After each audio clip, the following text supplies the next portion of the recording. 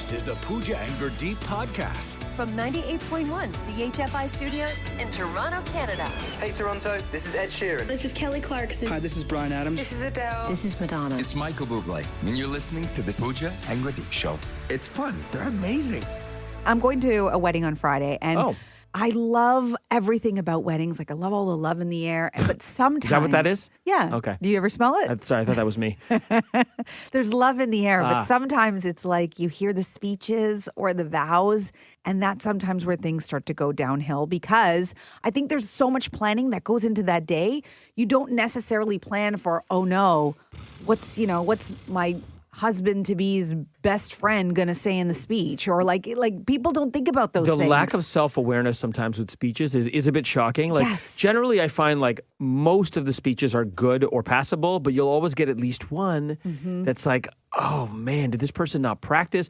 The person inside jokes, all the inside jokes that nobody else understands. Or the person who's like, you know what? I've got a couple of points in my mind. I'm going to wing it. The person who says that, it's not going to go well. You're not going to wing it well up there. No, I've actually done that where I thought I could wing it, and I ruined my friend's wedding with a horrible speech because I was like meandering. And then I started... really bad because you working in media, you're expected to have an excellent speech. I expected myself to have an excellent speech, and then it was not good. And I started crying at one point. You did? I just started crying. And I think it was because I was like, this is not going well.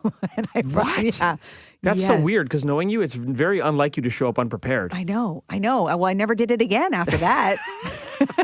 There's video evidence. Does that mean if I ever get married, you won't make a speech or you'll just prepare? I will prepare. Okay. I will prepare. You did a great speech at my wedding, by the way. Thank you. You were appreciate fantastic. that. But there's always a cringy moment. It doesn't even have to be the speeches. It could be like on the dance floor. Sometimes there's the guy who's like had a little bit too much. The person who wipes out, like takes out the bride. Oh, yes. That's happened too. Who tries to lift her over their head, and it's like, no. Why does that always happen at 1:15 in the morning when everyone has had 47 gin and tonics? Like, that's not the time to be like, let's lift up the bride. Yeah, it doesn't need to happen. The bride is fine. She doesn't need to be picked up on a chair unless that's a tradition. Yeah. We're wondering, what are the cringiest, it's wedding season, what are the cringiest wedding moments that you've ever experienced? And I think people are getting the assignment. You can give us a call, 416-872-CHFI, but text's already coming in here. All right. This is Doug in Peterborough. My friend, God love him, went the funny route, and it was 100% movie references. Oh, wow. So, like, just did a bunch of movie references, not even your own words? Yeah, he went on to say, I kept thinking he'd pivot to something more earnest, but that was it. Just jokes about movie references. So it's like, you complete me and show me the money. What? Did you just pick the same movie for both references? I can only think of one. You could think of one movie, Jerry Maguire. Nobody puts baby in the corner. There you go. Give us a call. Your cringiest wedding moments. Mukesh from Vaughan texting in to say, I was at a wedding years ago where the groom basically recited the lyrics to Rick Astley's Never Gonna Give You Up. His speech included, I'm never gonna give you up. I'm never gonna let you down. I'm never gonna hurt you. I don't know if he intentionally rickrolled her, but he did. Oh my gosh. Wasn't that in Ted Lasso? Didn't that happen at a funeral? Oh, did it? Yeah. Okay. Oh my gosh. Okay, no, these are not good. Yeah. You got to take the time. Take the time. Do not wing it. Do not ad-lib it. Prepare. From CHFI Studios, It's the Pooja and Gurdeep podcast. Happy Mother's Day. Come on. That's Sia. She's turning 2 next month, and I asked her to say Happy Mother's Day. Happy Mother's Day. Well, she was playing, and so I was annoying her. She didn't want to say it. So this is her like being forced to say it. Can we hear it again? Happy Mother's Day. It definitely sounds like she's saying it, but she's not looking at you. Yes. She's looking at her toys, and she's like, get away from me, person. She's in the middle of something, and she's like, how many times are you going to ask me to say this thing? Happy Mother's Day. Do you enjoy, here's a serious question, and I don't mean it to sound weird, but do you enjoy Mother's Day at this stage because they're so young that it's like they're not spoiling you? Like, they don't know what Mother's Day is. They're both under 2. They're not making you breakfast in bed. They're not getting you a gift. They're not taking you out. Like, is it really Mother's Day if that's happening? I mean, there was really no difference to my life yesterday. I still had to do all the things. That's what I'm saying. So, yeah. But, actually, it's funny you say that because my husband, Paul, said, so does this responsibility fall on me? He's like, because, they're too young to do anything. Like, is this something else I've got to add to my plate? Because you ain't my mama. And I was like, I know, but yes, technically, yes. I think this speaks to every dad of young kids. Like, I'm talking young like yours, like 1, 2, 3. Like, when do Mother's Day gifts start happening? I think when kids are in school, because then you start arting and crafting, and it's like macaroni art. Right. But those first 4 to 5 years, Oh, yeah, that's another task on Dad's to-do list. Yeah, and it's so funny because he was kind of saying it like, this should really fall on them. And I'm like, they're not even 2 yet. Like, you're already having like, he's already tired of it. It's like birthday, anniversary, Christmas, all the things. And now he's got to add this to the plate. Well, when you sign up to be like husband and dad, I don't think as you're going through the accounting in your mind, you're probably not thinking like, oh yeah, I got to do something for Mother's Day. Like, no, that's kind of sneaks up on you. Because he already had to think of something to do for his own mom. Yeah. So like he's got to do the whole thing where he like writes a nice card with like backwards R's and finds a little gift and writes it as Sia and Bodhi, pretends it's like, that would have been great. I didn't get that, but oh, sorry, Paul. Next year, buddy. Next year. Yeah. So last year, if you remember, it was my first Mother's Day.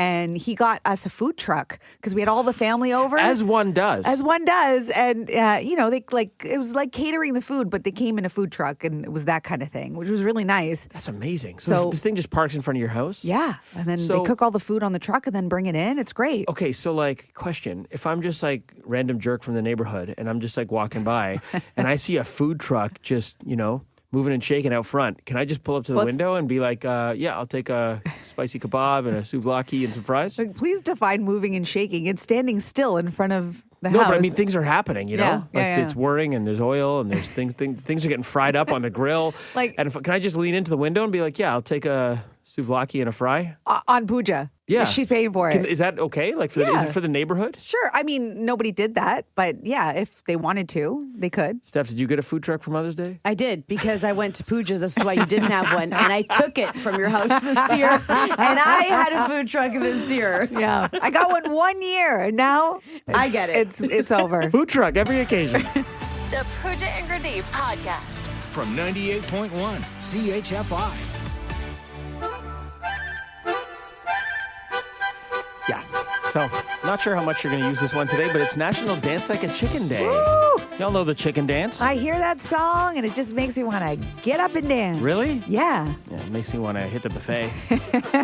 Usually when this comes on at any event, I'm like, all right, time to go either hit the bar or go get some food. It's so fun. It's cheesy, but it's so fun. I love that like everybody just knows the dance. Like I don't remember where I learned it. I don't remember if it was in school, but we all just know it. Doesn't it instinctively right now like make you want to do it? No. Why, but I do know it though. You're right. And why do we all know it? I don't know. Like no one ever like taught us this. It wasn't like the Macarena where you watch the video and you're like, oh, okay, I know the steps to the Macarena. You just sort of know it. Yeah, unless I'm like eliminating it from my memories from childhood. I think I just like maybe picked it up watching other people. Like this is the dance they do at Oktoberfest, right? Like if you're looking at the origin of this, it was like way back in the 1950s when it first started. But what? Sorry, I'm just thinking how absurd it is that we're discussing the origin story of the chicken dance. Well, we're trying to understand how it became popular and how we all know it. Are we though? I'm just wondering what came first, the chicken or the dance? Oh. Yeah. Good question. Right? It's one of life's mysteries. And also chickens don't dance, so why? I didn't ask all these questions. I just hear the music and I feel like dancing. It's the chicken dance. The Pooja and Gurdeep podcast.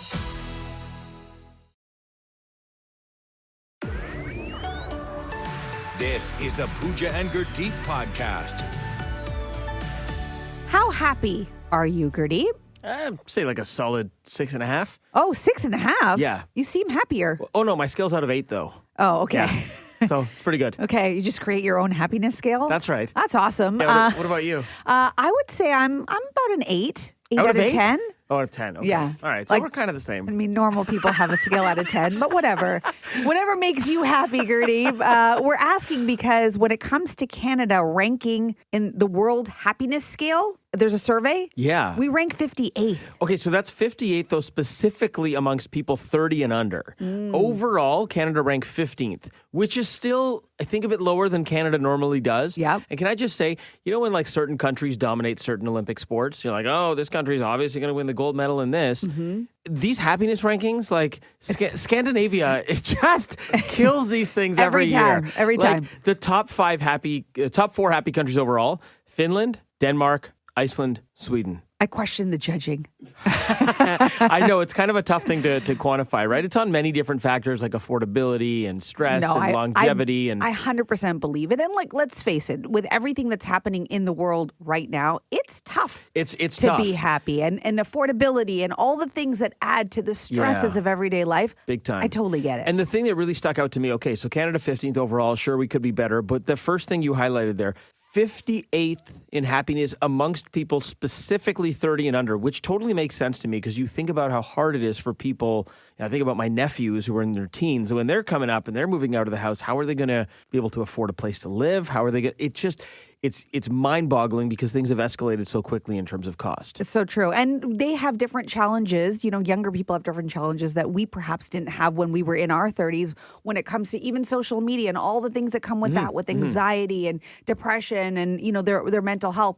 All of those things, I think, play into why they're not happy. Absolutely. And we're not trying to paint a grim picture here, but we're wondering, look, managing your happiness sometimes is something that is on your own to-do list. And I wonder if there's any happy hacks you have. What are your happy hacks? Just the simple things, the free things you can do to make you happy. Like I know for me, I do this every day. I cuddle with Coffee the Pooch and instant serotonin release. Just when I come home and I see her and I pet her, cuddle with her, I'm instantly happy. It doesn't cost me a thing. Getting outside, especially in winter on days when you're it's minus 4,000, I'm just going to stay inside all day. No, you got to get outside when you have a dog. And I'm always so happy when I come back in as I'm unfreezing. Yeah. You got the fresh air. You got that cold air in your lungs. And I'm like, oh, you know what? I started moving. I got my blood going. And there's I feel something good. about connecting with nature, which you probably don't even know 100%. that's what's happening, but that is what's happening, and you come back feeling great. I know for me, a lot of people have a grateful journal. I do a grateful mantra. So when I'm in the shower in the morning, I just sort of repeat to myself, grateful for, my husband. I'm grateful for my parents' health. I'm grateful for my kids. I just sort of go through the Keep whole going. list. Grateful for your co-host. Grateful for my very happy 6 out of 8 co-host. Yeah. Well, do you say this out loud or is this internal monologue? Sometimes it's out loud. Wow. That's weird for Paul. It's are you singing? Nope, you're just I'm talking. Grateful! I love you! That's really nice, though. That actually is, I give you the gears, but that's actually a really nice daily mantra, right? You start off with gratitude. From CHFI Studios, It's the Pooja and Gurdeep podcast welcome to Can't Beat Gurdeep. on 98.1 CHFI. And Luca from Guelph is hoping to beat Gurdeep. Luca's a university student, also plays soccer, also a whiz in trivia. Oh. I made that part up, but, I'm sure you're good at it, Luca. Yes, I think I am pretty good. He majors in trivia. He's at Guelph. He's a Guelph Griffin. Oh. That's right. Yes. You're playing a little intramural soccer at Guelph, huh? Yes, I try to play as much as I can, for sure. Okay, let me give you a little scenario, Luca. The World Cup is coming up. World Cup, okay, in Toronto. You got Canada versus Italy. You're Italian. You're also Canadian. Who are we cheering for here? You got split allegiances? It's really not that tough. I think I'd have to go for Italy, and then if Italy were to get out, I would settle for Canada. Canada's your B team.